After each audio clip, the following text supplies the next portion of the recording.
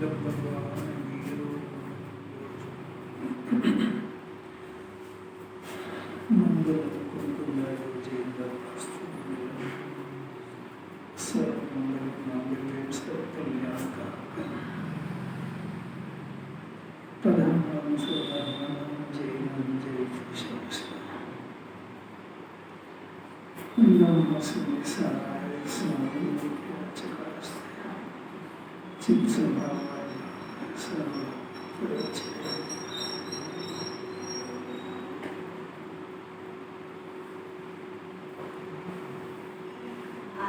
को प्राप्त अनुभव करने के लिए गुरुगण से शास्त्रों का अभ्यास करना, विचार मनन करके घटत्व का निर्णय करना और शरीर आदि से तथा राग से भेद ज्ञान करने का अभ्यास करना।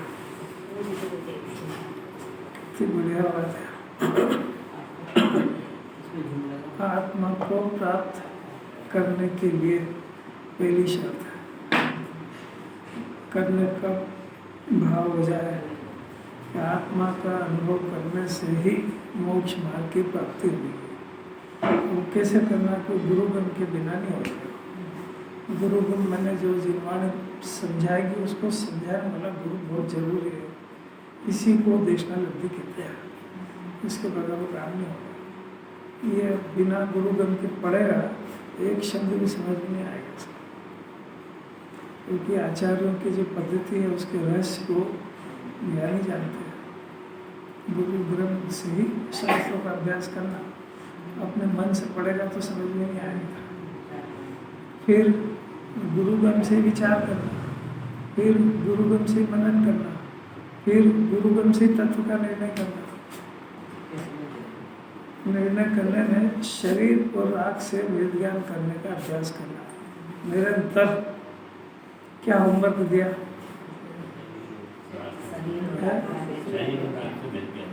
हाँ, तो मतलब दोनों को ही अभेद मान रहा है, तीनों को, शरीर और आत्मा, राग आत्मा, इनको अभेद मान रहा है। ये बिल्कुल भिन्न भिन्न है। इनको लक्षण से भिन्न भिन्न जानना और भिन्न भिन्न जान करके भिन्न भिन्न का अभ्यास करना और फिर भेद करके अभ्यास करके जो अपनी वस्तु है शुद्धात्मा उस पर अहम करना। ये गुरुगण के बिना नहीं होएगा। कुछ समझ में आया क्या बोला? भेद जानना, इनमें रहस्य जानना। उसमें भेद तो है पर इसने अभेद कर रखा है। अभेद को भेद करना वो गुरुगण के बिना नहीं होगा। वो लक्षण बताएंगे, बार बार अभ्यास कराएंगे, चिन्ह बताएंगे, तीनों के फल बताएंगे अलग अलग, तीनों के लक्षण बताएंगे और फिर उसमें से जो अपनी चीज़ है उसको अपनी जानना और जो उनकी है दोनों वो भिन्न जान के अभाव हो जाएगा। अभ्यास है, अनुभव किस वे कोई नहीं बता सकता।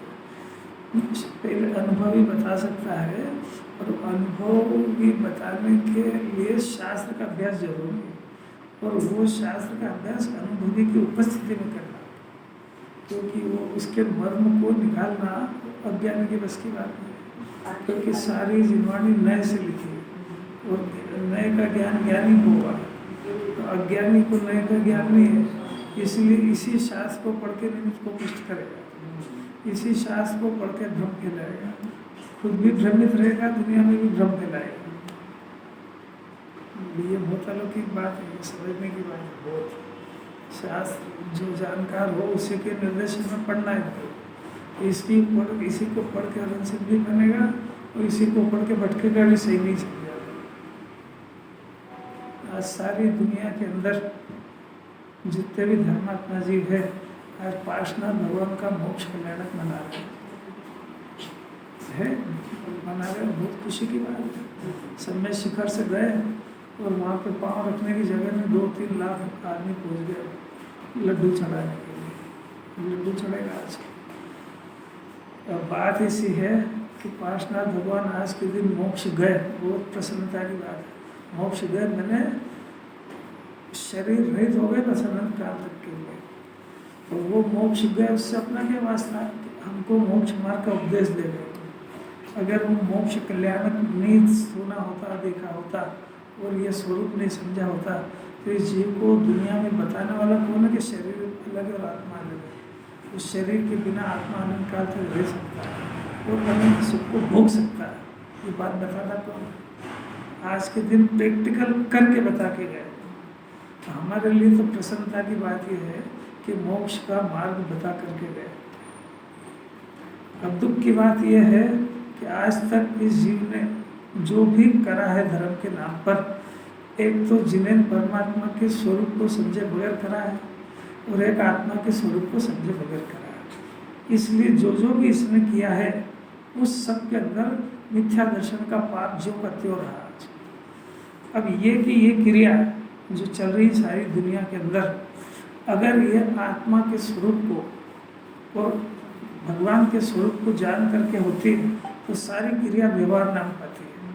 और अगर आत्मा के स्वरूप को छोड़ करके भगवान के स्वरूप को छोड़ करके करी जाती है तो अज्ञान नाम पाती है। अज्ञान का ही बंधन होता है उसमें। काम तो ज्ञानी होने के बाद भी यही करता है, क्योंकि ये प्रश्न करेंगे क्या जो कर रहे वो छोड़ दे। अरे भाई छोड़ने और नहीं करने की बात ही नहीं है। ज्ञानी के भी बहुत होते हैं पर उसके दो काम पहले होते हैं। कौन सा? हाँ, आत्मा के स्वरूप का, भगवान के स्वरूप का डिसीजन पूर्वक यही काम होते हैं। तो इसको व्यवहार धर्म कहते हैं। और अज्ञानी कोई दो काम छोड़ के, कौन से दो छोड़ के? आत्मा का स्वरूप नहीं जानता, भगवान का नहीं जानता, तो पूरा अन्यमति की तरह हो गया। अब ये उसको किस जन्म में समझ में आएगी कि वो जो लड्डू चढ़ते हैं ना, वो शक्कर और ये लड्डू फड्डू कुछ भगवान को बनी हुई कोई सी भी सामग्री नहीं चढ़ती है। क्योंकि आलोचना पाठ में पूरी जिंदगी बोलता है संभ्रम समारंभ आरंभ मन मचितन की में प्रारंभ, इसका सबका त्याग करा है जब तो वो ज्ञानी बना है। एक दिन पहले सजा के रख देते हैं आपको, एक दिन पहले चीटियाँ हमने देखी, चीटियाँ सब पूरी चढ़ी, जब आज चढ़ाएंगे ये तत्व का अभ्यास नहीं होगा। तो राकेश जी भगवान का स्वरूप भी बताया ना कि उनको बनी हुई सामग्री नहीं चढ़ती।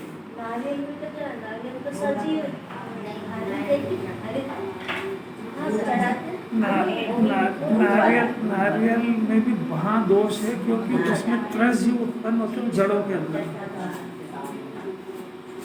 दूसरी बात है कि वो डायरेक्ट जाके बाजार में बिक जाएगा।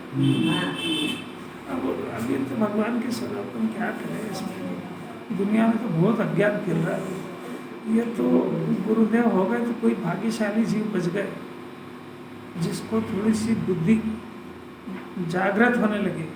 तो ये क्या करते हैं, भगवान का स्वरूप ऐसा है कि उन्होंने पंचम गुण स्थान में वो आरंभ परिग्रह की त्याग की प्रतिमा होती है। जब से उन्होंने आरंभ परिग्रह का त्याग कर दिया, फिर मुनि दशा में तो उद्दिष्ट आहार का त्याग कर दिया है। मैंने उनके निमित्त से रत्ती भर पानी छनेगा नहीं, अगली अग्नि जलेगी नहीं। और ये भगवान बन गए उसके बाद भी उनके निमित्त से इतना सारा आरंभ परिग्रह करा है, अग्नि जलाई और ये करा, इसका पाप किस जन्म में भोगेगा। यहाँ अहिंसा धर्म है। उन्होंने जो प्रतिज्ञा उन्होंने मुनि दशा में कर ली थी वो हाथ का सामान तुमने बना चढ़ा दिया उनको। यहाँ बनी हुई कोई सामग्री नहीं चलती। यहाँ तो भगवान के कोई से भी कल्याणक के अवसर पर आत्मा के स्वरूप को समझा जाता है। और बिना कारण से जीव भटक रहा है, ये सारे मोक्ष का मार्ग का उपदेश देके गए और वो उपदेश तो सुनता नहीं और क्रियाकांड में लग जाता है। क्यों? क्योंकि उनका स्वरूप भी नहीं जाना, आत्मा का भी नहीं जाना। आज का दिन तो इतना पवित्र है कि 24 घंटे पासना भगवान कैसे है प्रभु, किस विधि तूने किए कर्म चक्षुर, आपने किस विधि से कर्मों को नष्ट कर दिया, वो विधि मेरे को समझ में आया। क्योंकि इतने दुख की बात ये है कि महावीर भगवान ऋषभ देव के समय में मारीची ने जो काम किया, क्या करा कि उनकी विराधना करिए, उनके उपदेश की अस्वीकृति करिए, अपने घमंड में रह गया कर्ता बुद्धि में, उनके उपदेश को झूठा करने का प्रयत्न करा। तो 24 निकल गया, इतने काल भटका, अनंत बार तो निगोद में चला गया। काय का फल है सिर्फ आत्मा की स्वीकृति और जिन्हें भगवान की स्वीकृति नहीं होने से। और वो फिर भी 23 तीर्थंकर के बाद में सलट के फिर भगवान बन गए। अपन कोई मारीची से कम नहीं, दूध के धुले नहीं है अपन। आज भी वही काम कर रहा है जो मारीची कर रहा था। ये खाली ये शास्त्र पढ़ लेने से तो सीढ़ी वीडी सुनने से कुछ नहीं होता है, क्योंकि स्वरूप की विराधना अंदर चलती है। वो ज्ञाता ज्ञाता कहते कहते थक गए और ये कर्ता मानने से चूक नहीं रहा है। और किसको कहते विराधना? क्या करेगा? ये पढ़ लेने से विराधना बंद हो गई? क्या होती है उसमें? स्वरूप की आराधना। पार्श्वनाथ भगवान कमठ का जीव 10 भाव से वो क्षमा करते रहे और उन्होंने तो कुछ करा ही नहीं।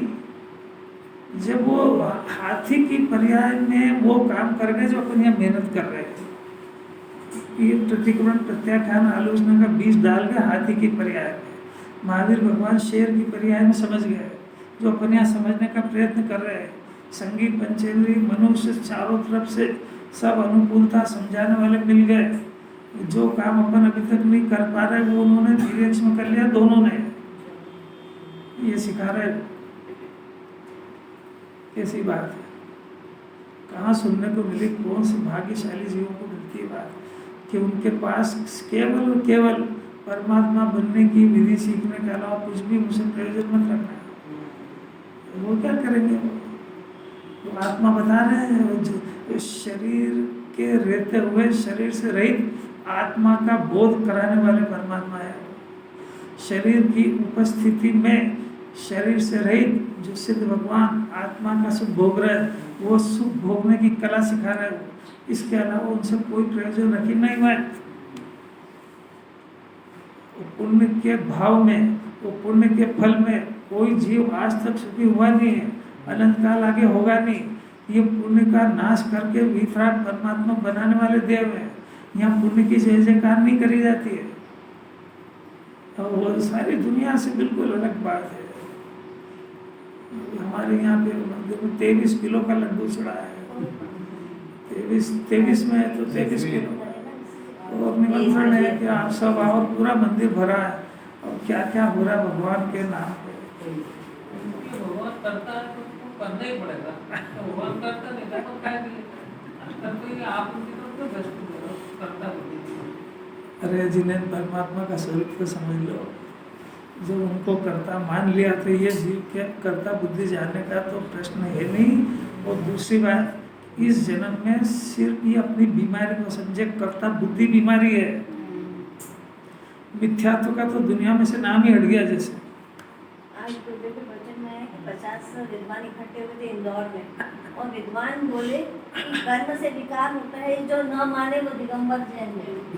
बोले ऐसे सौंदर्य का विरोध करने के लिए खुद का विरोध कर रहे, ये विचार नहीं। अभी रोज अपन कह रहे हैं भाई भगवान का स्वरूप और आत्मा का स्वरूप, ये छोड़ करके इसने जितने भी क्रिया करी है उसमें मिथ्या दर्शन और अज्ञान पुष्ट हुआ है। वो ये कि ये क्रिया ज्ञानी भी करते हैं, क्योंकि ये सीधा प्रश्न करेगा इसमें धर्म नहीं होता ना, बंद करें क्या इसको? अरे भाई ये दोनों पहले स्वरूप समझे जाते हैं। जिस प्रोसीजर से जो काम होता है उसी प्रोसीजर से होता है। पहले अज्ञान का नाश होएगा, पहले स्वरूप का बोध होएगा, पहले राग द्वेष से रहित आत्मा जाना जाएगा, पहले ये काम होएगा, उसके बाद ही क्रिया होएगी। अब तू इसको पहले करना चाहता है या नहीं करूँ की धमकी देता है, पर तू जो करेगा उसमें अज्ञान होएगा उसका। तो पहले जो क्लास पढ़ी जाती वही पढ़ी जाएगी ना। जैसे अभी यहाँ पर ये कहेगा बार बार कि साहब ये एक ही बात रोज बोलना, कब तक बोलना? अरे भाई तू चौथी पास करेगा तभी पांचवी की बात करेगा ना। चौथी पास नहीं हुई तो पांचवी की बात करेगी कैसे? तो रोज ये काय की बात चल रही है कि आत्मा के स्वरूप को पहचानने की चल रही है। उसके बाद प्रतिबिंब प्रत्याख्यान होएगा। अब तू जब आत्मा का स्वरूप नहीं जानता है तो आगे जो बात करेंगे तो उस क्लास में बैठने योग्य है ही नहीं, तो क्या बात करेंगे आगे? तेरे को क्लास की में बैठने की योग्यता भी नहीं है, वो तेरे को समझ में भी नहीं आएगी। तो अब क्या करे? बंद कर दे सर? बिल्कुल नहीं करना। अपना जो पुरुषार्थ है, सुनना जरा ध्यान से, अपने पास जो पुरुषार्थ है, अपने पास जो योग्यता है, अपने पास जो पुण्य के उदय की सामग्री है, अपने पास जितनी संगी पंचेंद्रीय ज्ञान की खिलावट जितनी है, उस सबका श्रम परिश्रम पुरुषार्थ आत्मा को समझने में लगाना और भगवान के स्वरूप को समझने में लगाना। इधर पुरुषार्थ लगाना, पुरुषार्थ उधर लगाने का बंद करने का नहीं कहना है। वो पुरुषार्थ की ताकत स्वभाव और स्वरूप को समझने में लगाना, वो इसको समझने की गाढ़ बांध लेना, वो इसको समझने का फल है ज्ञाता बुद्धि का जन्म होना, भगवान के स्वरूप को वितरागी जानना। ये काम के लिए जन्म हुआ, अगर ये बात नहीं सुन पाया तो कोई लाभ ही नहीं होगा। सब जो का त्यों धरा रह जाएगा, सब जैसा है वैसा चला जाएगा। पार्श्वनाथ भगवान का क्यों पूजे जाते हैं? क्योंकि सबको एक ही धारणा, ये दुख को दूर करते हैं। इनके ऊपर उपसर्ग हुआ। धर्मेंद्र पद्मावती कुछ भी नहीं करा है। धर्मेंद्र पद्मावती जब उनको केवल ज्ञान हुआ, जब उन्होंने श्रेणी मांडी आखिरी भव में, वो 10 भव तक की कहानी तो सब पढ़ना घर पे। आखिरी भव में जब उनको संवर नाम का देव बना, वही कमठ का जीव संवर नाम का देव बना, और यहाँ भी उसने कोई देर लेने में कसर नहीं छोड़ी। अग्नि बरसाई, पानी बरसाया, सब करा, आखिरी में पत्थर भी बरसाया। परंतु वो शुक्ल ध्यान में थे। शुक्ल ध्यान में कोई हिला नहीं सकता है। और शुक्ल ध्यान में इधर में तो अंदर केवल ज्ञान की तैयारी चल रही है और वो सब कर रहा है। यहाँ जो ज्ञान उत्पन्न हो रहा है, ये जीव ज्ञान को पहचान करके ये घोषणा कर दे कि ज्ञान मैं हूँ, तो जानना ये मेरा स्वभाव है। ज्ञान मैं हूँ और ज्ञान मेरा है, ये ज्ञान चेतना हो। और ये नहीं हुई तो अज्ञान चेतना हो। अज्ञान चेतना में शरीर में हूँ, राग में हूँ, शरीर मेरा है, राग मेरा है, ऐसा मानेगा। बोलने की बात नहीं है। बोलना सीखने से समय दर्शन ज्ञान नहीं होता है। ज्ञान की पर्याय में ज्ञायक को जान करके ज्ञाता रूप प्रणवन करे तो ज्ञान चेतना है। अपना अहम बदल दे, अहम बने मैं बना, अहम बने वो घमंड वाला हम नहीं, मैं बना और मेरा बना, ये बदल जाए। इसका ये सुनने से नहीं बदलता है, ये अभ्यास करने से, विचार करने से, ज्ञान स्वाभाविक आत्मा को पहचानने से बदलता है। ये होमवर्क अलग है। ये सुनने जितनी क्लास तो इसने पास कर ली, जो आगे की क्लास है उसमें जाने का अभ्यास करेगा कि वहीं रहेगा। अब ये ऐसा नहीं करेगा तो क्या करेगा कि कर्म चेतना और कर्म फल चेतना करेगा। क्या होती है कि राग का मैं करता हूँ, राग का मैं स्वामी हूँ, और जो उसके फल में जो अनुकूल सामग्री प्रतिकूल मिली, अच्छा परिणाम थोड़ा सा दिखा पुण्य का, उसमें हर्ष और विषाद के परिणाम करेगा। इसका नाम कर्म फल चेतना है। बहुत सौभाग्य से ये बात मिली है। ज्ञान चेतना क्या होती है? अज्ञान चेतना दुनिया में नाम ही नहीं है। अब अज्ञान चेतना, इसको नाम नहीं मालूम हो तो भी चेत तो वही रहा है, काम तो वही कर रहा है। कर्म चेतना मैंने राग का मैं करता हूँ, रोटी बनाने का करता हूँ, तो बहुत दूर की बात है। वो तो जैन मत के एजेंडे में ही नहीं, अनुमत से बाहर है। वो जैन मत से बाहर अनुमति हो गया। जो अपने को परद्रव्य का कर्ता मान रहा है वो जैन मत की बाउंड्री के बाहर है। समय सार सुनने की योग्यता नहीं है उसके अंदर। सुन रहा हो इससे कोई वैल्यू नहीं, बहुत जल्दी छूट जाएगा हाथ से, क्योंकि ग्रहित मिथ्यात्व है। दो द्रव्य के कर्ता बने में जिनवाणी को सख्त आपत्ति है, क्योंकि केवल ज्ञान से विपरीत बात है। जब एक एक द्रव्य अपने अपने पर्याय बदलता है तो इस विश्व के अंदर कौन से पदार्थ की पर्याय को कौन सा दूसरा पदार्थ बदलेगा? तो आटा नाम का, पुद्गल नाम का एक द्रव्य है, वो जीव को कोई अधिकार नहीं उसको। यहाँ तो झगड़ा अंदर का चल रहा है कि राग आदि के परिणाम का कर्ता जीव नहीं है। ये है समय सार की एंट्री की बात है। राग आदि का कर्ता बनना, भोक्ता बनना, ये कर्म चेतना, कर्म फल चेतना है। इतनी कठिन बात है, बस मुमुक्षु समझ जाए तो बहुत निहाल हो जाए। और अगर ये बात नहीं सुनी तो वापस से पद्रव्य की कर्ता बुद्धि जोर पकड़ेगी और जीव एक इंद्रिय दो इंद्रिय बहुत बुरी तरह से भटकेगा। अभी मौका है, समझने का मौका है। अभ्यास करके प्रकट कर ले तो निहाल हो जाए, धन्य हो जाए। जो जिन्हें भगवान ने कहा वो सब सबक सब पी जाएगा, उतर जाएगा सब। कुछ समझ में आ रहा है क्या? अभी जो अपने 2 श्लोक चले, काय के, एक प्रतिक्रमण का और एक आलोचना का। ये कर्म चेतना को नष्ट करने की विधियां चल रही है। अब ये प्रत्याख्यान जो चलेगा, ये प्रत्याख्यान भी कर्म चेतना को नष्ट करने से जीव परमात्मा बनते हैं। परमात्मा बनते हैं तो अभी केवल ज्ञान कराएंगे इसमें। पर ये तीनों कौन कौन से, प्रतिक्रमण, प्रत्याख्यान, आलोचना, ये कर्म चेतना की फौज है। 49 तरीके से इसको आचार्यों ने कब्जे में करके बताया। 49 इंटू 3 147, 147 ये कर्म चेतना के भेद है। 147 को नष्ट करेगा। उसके बाद कर्म फल चेतना का अभाव करने के लिए कर्म की 148 प्रकृति को नष्ट करेंगे। वो अभी अगले श्लोक में आएगी। समझ में आ रहा है? अज्ञान चेतना के ऊपर प्रहार चल रहा है। ज्ञान चेतना प्रकट होने के बाद की बात है। ज्ञान चेतना प्रकट नहीं हो तब तक ये अज्ञान चेतना, ये कर्म चेतना, कर्म फल चेतना भी चेतेगा, और इसको नष्ट करने का तो उसके पास कोई प्रावधान नहीं है।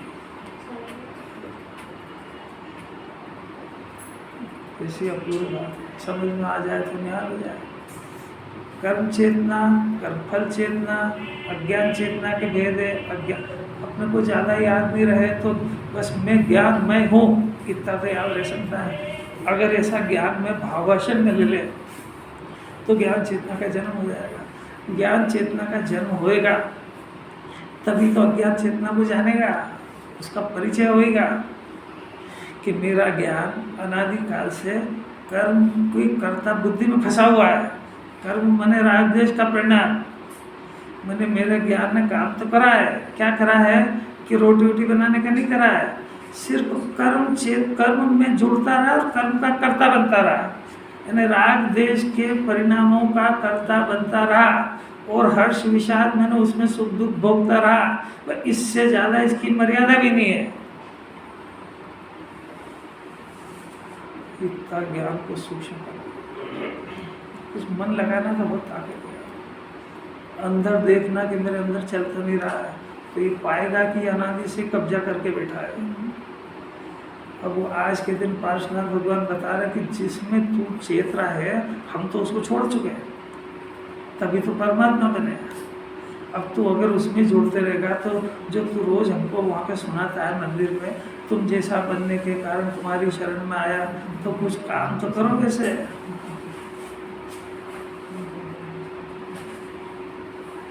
कैसी अलौकिक बात है, सब एकदम से उदास ही हो जाते हैं।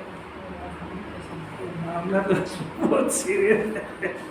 अभी जिन्होंने कोई काम चाहते हैं, खाली सुन के मनोरंजन करना थोड़ी चाहते हैं। पार्श्वनाथ भगवान का आज के दिन ही विचार नहीं करेगा तो जन्म मरण से रहित होने का को देवता भी ऐसे बताने वाला कौन मिलेगा इसको दुनिया में। वीतरागी देव मिलना बहुत दुर्लभ है, बहुत दुर्लभ है। वीतरागी मिलेंगे तभी तो इसको राग द्वेष भिन्न और राग द्वेष का अभाव करने की बात इसके ज्ञान में पड़ेगी। और अगर जिस जगह पे राग को नष्ट करने की बात सुनने का अधिकारी है, वहाँ भी राग करो की चर्चा सुनी है तो भाग्य फूट गए। नहीं बात समझ में। जिन मंदिर के अंदर सुरक्षित रहना मुश्किल है, जिधर जाओ उधर अज्ञान का नृत्य हो रहा है, ये विचार इसकी सुने को बोल ही मत देना, माथे फूट जाएगा। ये कौन सी बात कर रहे हैं। पर देखो कि जरा अज्ञान कितने नाटक कर रहा है। अपन भी अगर ये तत्व नहीं सुने होते तो अपन भी यही करते हैं। धर्म करने की भावना तो रहती है यार। बात समझ में आई क्या? तो प्रतिक्रमण का त्याग कराया, आलोचना का कराया, अब प्रत्याख्यान का कराएंगे। उसके पहले ज्ञानी बना रहे हैं। ये ज्ञानी कैसे बनता है कि सिर्फ ज्ञान मैं हूँ, मैं और मेरा पना ये बदलता है तो ज्ञान चेतना शुरू हो जाती है। और ज्ञान चेतना शुरू हो जाती है तो अज्ञान चेतना का भी यथार्थ परिचय हो जाता है। अज्ञान चेतना के अंदर रागादि का कर्ता, वो पर का कर्ता की बात नहीं कर रहे हैं। रागादि का कर्ता, रागादि का भोक्ता, हर्ष विषाद को भोक्ता, ये कर्म फल चेतना है। ये दोनों को अपने स्वभाव से विपरीत जानेगा तो प्रतिक्रमण प्रत्याख्यान आलोचना का अधिकारी बनेगा। मनी दशा की बात चल रही है। इतनी बात समझ में आई क्या? हर दिन यही सुनना पड़ेगा, क्योंकि जब तक ज्ञान चेतना शुरू नहीं हो जाए तब तक दूसरी को कौन सी बात सुनाए उसको। अब समझ, अब अगर सम्यक दर्शन की बात नहीं सुनेगा तो ये क्या करेगा?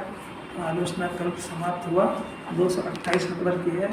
देखो, मैं भविष्य में कर्म न तो करूँगा और न कराऊंगा। अपना तो 229 चलेगा ना आज, 228 चलेगा।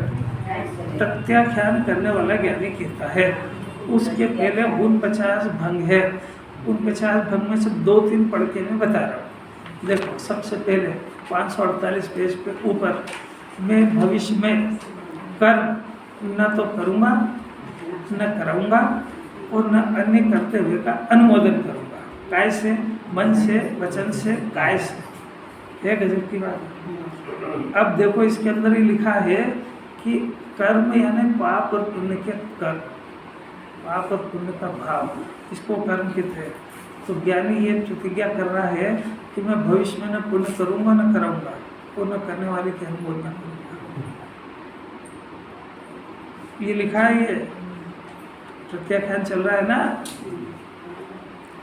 कुछ सुन के असर हो रहा है इसको। पुण्य भाव की बात चल रही है कि पुण्य भाव न करूँगा न कराऊंगा न करने की अनुमोदन करूँगा। अब है, छाती पड़ जाए इसका, गुरुदेव आपके पास नहीं आया।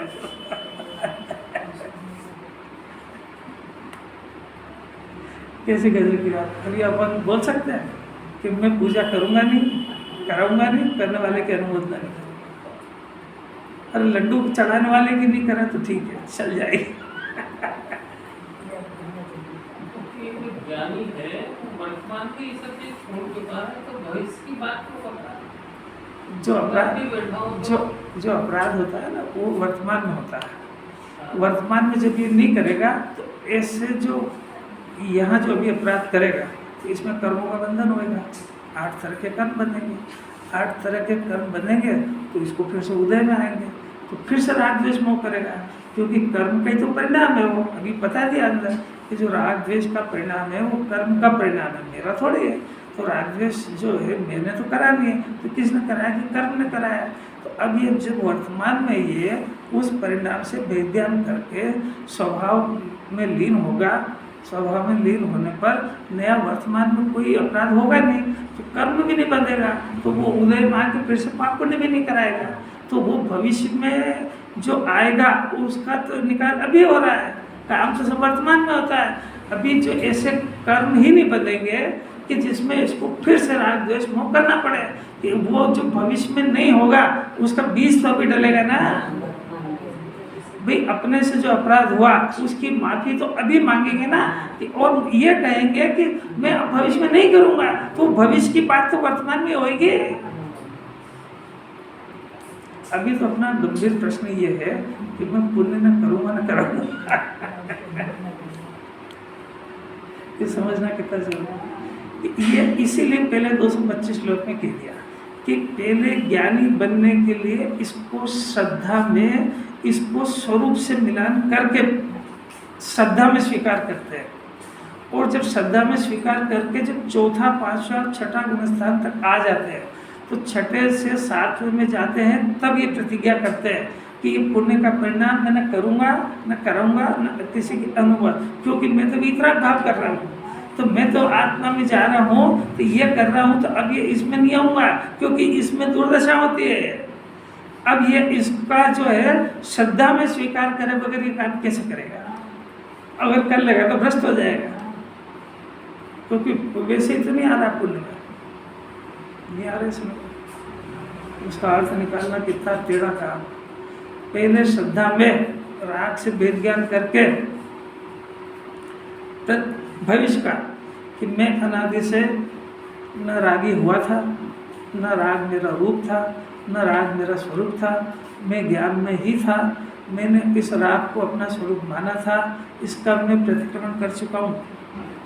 और इसको अब राग से भेद ज्ञान करके जब अपने स्वरूप को समझाऊं तो मैं भविष्य में भी इस राग को अपने ज्ञान में नहीं मिलूंगा।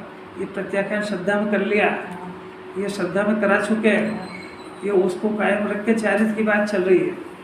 अब ये श्रद्धा को आपस से बार बार इसीलिए करा रहे हैं कि श्रद्धा में प्रतिक्रमण प्रत्याख्यान आलोचना, श्रद्धा का प्रतिक्रमण प्रत्याख्यान आलोचना स्वभाव के बल पे होता है, स्वभाव की अस्थिपूर्वक होता है।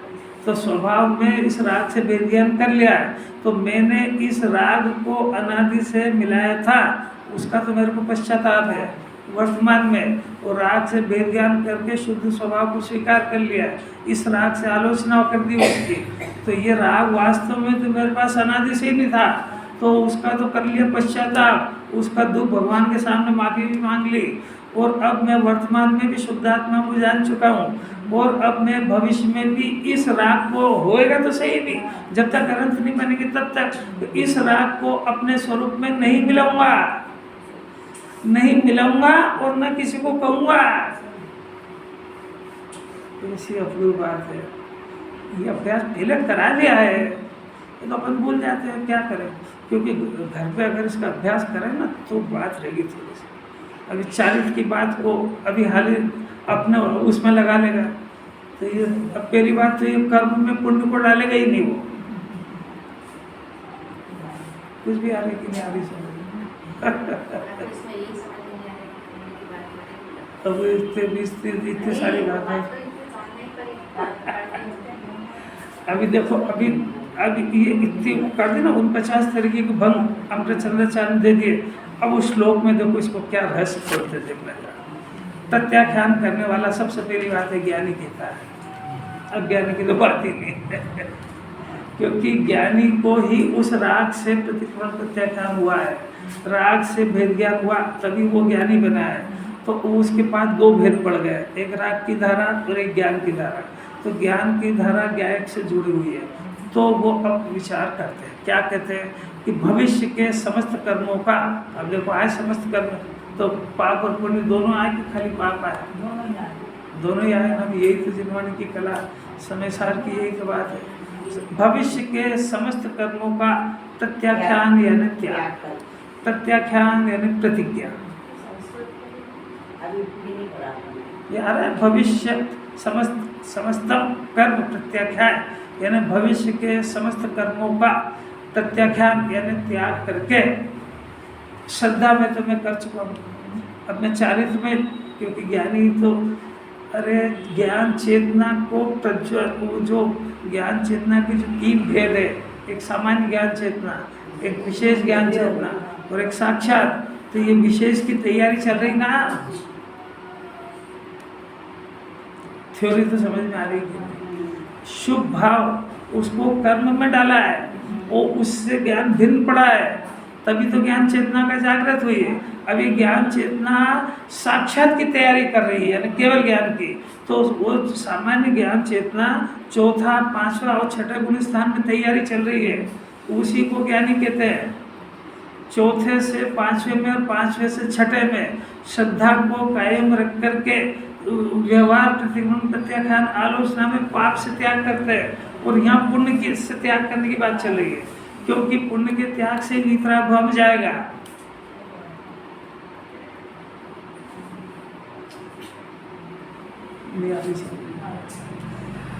जैन कुल में पैदा हुआ जीव पुण्य करने के लिए पैदा नहीं हुआ, पुण्य का नाश करने के लिए पैदा हुआ है। पुण्य खड़ा भी तो करे पहले, पुण्य के लिए खड़ा हो तो पुण्य का नाश करेंगे, ये तो पुण्य नहीं खड़ा हो रहा है। अब तो फिर भैया वो अभ्यास करो। इसीलिए तो बोल रहे हैं कि अपन जिस जगह पे जो क्लास नहीं कर पाए वो करो। मतलब सीधी सीधी बात है, भेद ज्ञान का अभ्यास तो कर नहीं रहा।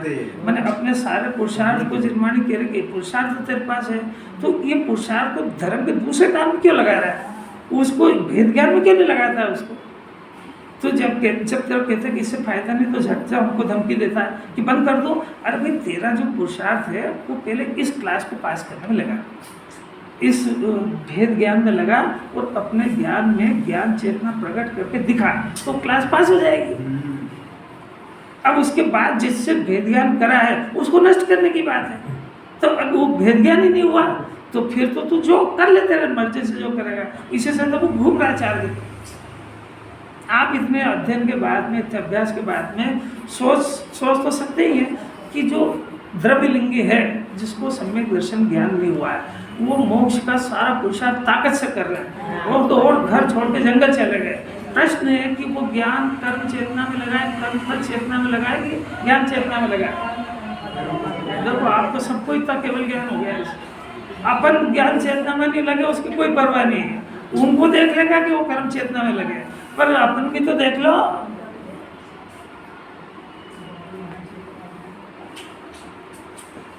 जिन्हें भगवान के दर्शन कर रहे हैं ना, तो साक्षात ज्ञान चेतना किसको दिख रही है? दिखाना तो वही थी, उनके साक्षात ज्ञान चेतना चल रही है ना। ये पढ़ाना अपन ने, तो साक्षात ज्ञान चेतना चल रही है, तो उसकी प्रारंभिक शुरुआत भी तो कोई होगी कि नहीं? साक्षात ज्ञान चेतना के पहले विशेष होगी, विशेष के पहले सामान्य होगी, तो वो ज्ञान चेतना अपने शुरू हो रही कि नहीं? क्या हाँ सब हो तो नहीं रही? क्यों नहीं हो रही? आप ही खुद ही कारण ढूंढ के बताओ। जब आप द्रव्यलिंगी का ढूंढ लेते हो तो अपना क्यों नहीं ढूंढते? नहीं आ रही समझ? नहीं आ रही, इसलिए नहीं आ रही ज्ञान चेतना, इसलिए नहीं हो रही कि मैं अपने को शरीर मानने और मैं अपने को रागी मानने से मेरे को कोई रोक नहीं पा रहा है, और मैं समझ भी नहीं पा रहा हूँ। अब वो ज्ञान अपने को रागी मान रहा है, वो एक ज्ञान वाला रागी घोषणा कर रहा है, तो ज्ञान चेतना का जन्म कैसे होगा? दोष ही लग रहा है उसको ऐसा मानने में, दोष तो लगे। अब उसको क्या करें अपन? तो अपनी बात करो। आपको घर पे इसी तरफ अपने पुरुषार्थ को डाइवर्ट करना है। इस पुरुषार्थ को छोड़ के दूसरा करेगा तो मनुष्य में हार जाएगा, क्योंकि ये काम तो होएगा ही नहीं, वो बाकी जो करा वो तेरे काम पे ही नहीं है। और 45 वर्ष तक यही तो समझा के गए हो, हर क्षण और पल।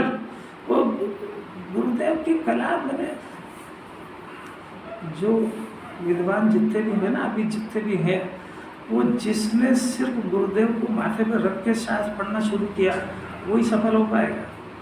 बाकी जो है वो इतना भटकेगा कि सुनने वाले को ही भटका देगा, क्योंकि जिनवाणी तो अर्थात सब्जेक्ट है।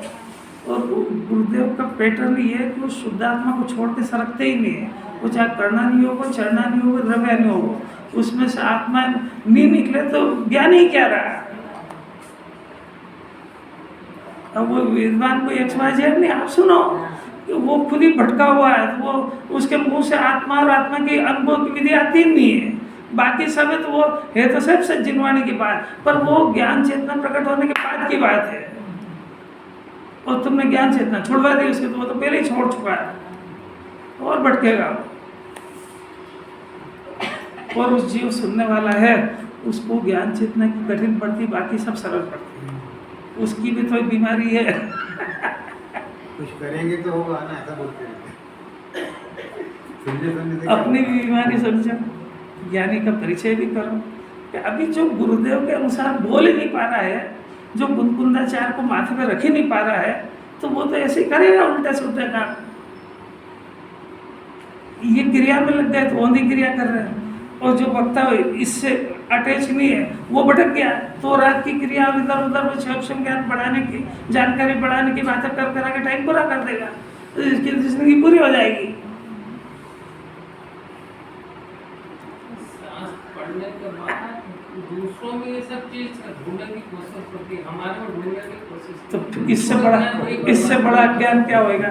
आप तो एक काम करो कि डॉक्टर को दिखाने जाओ, और उसको 1000 रुपये फीस, आजकल 800 1000 जो भी है, अब वो जा करके और वहाँ बैठ जाओ, और वो पूछेगा आपको क्या क्या हो रहा है, तो उसको अपने घर वालों की कहानियाँ सुनाओ कि मेरी पत्नी को ऐसा हो रहा, बच्चे को ऐसा हो रहा। तो वो कहेगा कि तुमने फीस क्या तेरी दी कि उनकी दी, और तो अब चाहे से मेरा टाइम खराब मत कर। तो आपको तुमको इतनी अकल नहीं कि फीस मेरी बीमारी का इलाज कराने आया हूँ कि उसको मैं उनके दुख सुनाने आया हूँ। ऐसा ये जीव है कि अपने को भगवान बनाने की बात पे इतने सारे लक्षण बताए कि अपने तो नहीं देखता, ये इनके और उनके देखता है, अब हार जाएगा मनुष्य पर यार। तेरे को कीमत समझ में नहीं आ रही कुछ।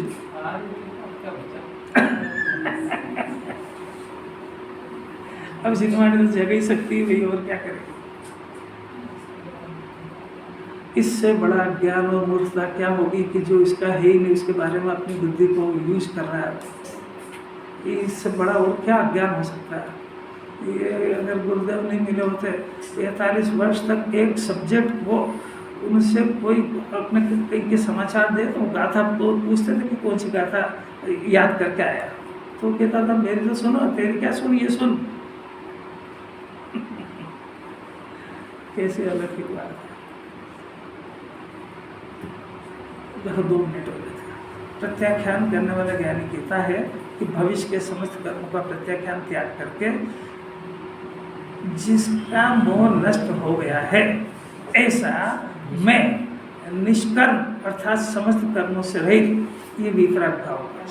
क्योंकि ज्ञानी को दर्शन होने कर्म का अभाव हो गया, चारित्र मोह को नष्ट करने की तैयारी चल रही है, तो उनको निष्कर्म यानी ये वितराग धारा पाप और पुण्य के परिणाम से रहित वितराग धारा ये चल रही है। उस धारा को चैतन्य स्वरूप आत्मा में आत्मा से ही जो ज्ञान उत्पन्न हुआ, सम्यक ज्ञान हुआ है।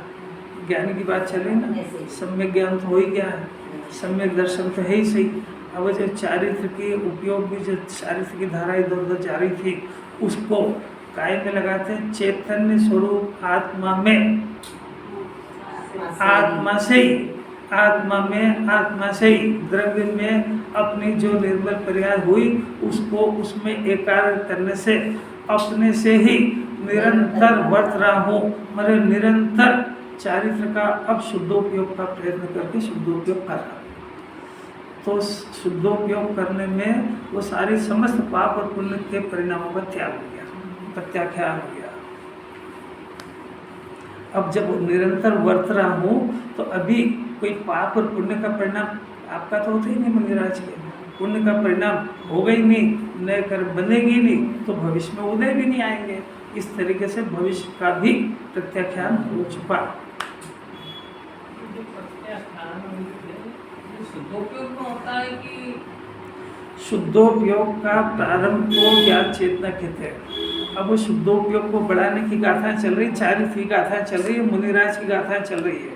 शुद्धो अभी देखो इसके भावार्थ में आएगी, बहुत गजब की बात आएगी कि वो जो देखो एक शब्द है, फिर चल कर लेंगे उसको, अभी थोड़ा सा पढ़ लो। ये भावार्थ में तात्पर्य जो दूसरा पैरा उसकी तीसरी लाइन, शुद्धोपयोग से विपरीत सर्व कर्म आत्मा के 2 स्वरूप है ना, मिला कि नहीं मिला? कहाँ पर? भावार्थ के दूसरे पैरे की तीसरी लाइन मिला। शुद्धोपयोग से विपरीत सर्व कर्म। अब शुद्धोपयोग से विपरीत सर्व कर्म कौन से? कि पाप और पुण्य के परिणाम। चौथे गुण स्थान में शुद्धोपयोग की शुरुआत है। तो शुद्धोपयोग से विपरीत कौन से परिणाम है? पाप का भी और पुण्य का भी। 5वें गुण स्थान में भी शुद्धोपयोग से विपरीत कौन सा है? पाप भी और पुण्य भी। मुनिराज के शुद्धोपयोग से विपरीत कौन सा है? कि केवल पुण्य का परिणाम। वो पुण्य का परिणाम वो आत्मा का दोष है, इसमें लिखा है। मैं भी कह रहा हूँ, नहीं आ रही समझ में? इसमें दिख रहा है कि नहीं दिख रहा है? बाहर कहीं नहीं मिलेगा सुनने को, वहाँ चिल्लाएगा जोर जोर से, वहाँ तो बोलेंगे नहीं कि दोष है, गुण है। 28 मूल गुण पालने का परिणाम ये दोष है, शुद्धोपयोग से बाहर का विपरीत कर्म है, इसका नाश करते हैं, तब भविष्य का प्रत्याख्यान होकर शुद्धोपयोग होता है। जो 28 मूल गुण पालने के परिणाम को आत्मा का गुण समझता है, वो तो मिथ्या दर्शन में पहले ही गुण स्थान है उसका। यार ये कौन निकाल रही है? गुरुदेव के साथ पढ़ाई करने के सिवा कोई रास्ता नहीं है। सुनो उनको, समझो, बार बार समझने का प्रयत्न करो, पूरी जिंदगी चलेगा बात।